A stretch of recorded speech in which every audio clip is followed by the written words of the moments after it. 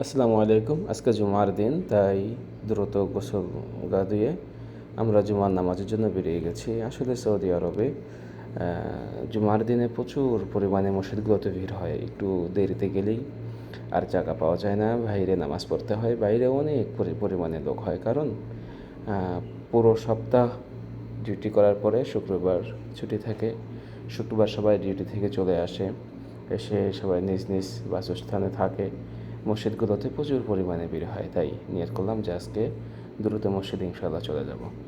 আপনারা দেখতে থাকুন শেষ পর্যন্ত কি হয় এবং কেমন মানুষ হয়, সেটাও ইনশাআল্লাহ আমি দেখানোর চেষ্টা করব। এখন সময় হচ্ছে সকাল 10টায়, প্রচুর পরিমাণে রোদ। এই যে আশেপাশে আপনারা দেখতে পাচ্ছেন, এই যে সামনে ব্যানার লাগিয়ে রাখছে, এগুলোতে প্রবাসীরা ডিমান্ড খোঁজে। এই যে দেখতে পাচ্ছেন, প্রত্যেকটা জায়গাতেই দেখা যায় এরকম করে ব্যানার লাগিয়ে রাখা হয়েছে।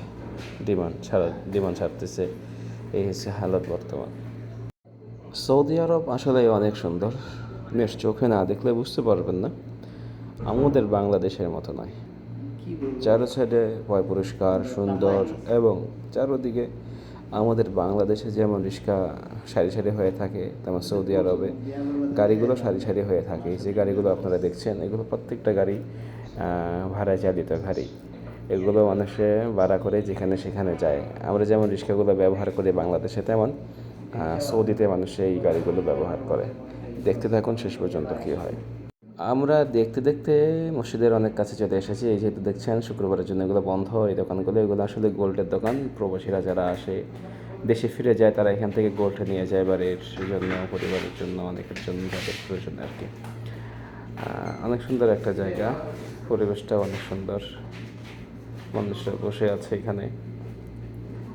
আসলে সৌদি আরবে কোনো গাছপালা তেমন নাই। শহর সাইডগুলোতে সব রোদ আর রোদ, গরম, তাই দোকানের ছায়াগুলোতে মানুষ বেশিরভাগ বসে থাকে। এই যে আরেক প্রবাসী ভাই সিলিন্ডার মাথায় করে নিয়ে যাচ্ছে, গাড়ি করে নিয়ে যাচ্ছে। আসলে প্রবাসীদের জীবনটা এভাবেই কেটে যায়। আসলে একজন প্রবাসী জানে তার জীবন কিভাবে কাটে, প্রবাসী কিভাবে সময় কাটাচ্ছে। এই যে জায়গাটা আবার পানি দিয়ে ভরা, নোংরা হয়ে আছে, ড্রেনের পানিগুলো এখানে এসে জমা হয়েছে। এরকম কিছু কিছু জায়গা কাজরা হয়ে থাকে, নষ্ট হয়ে থাকে।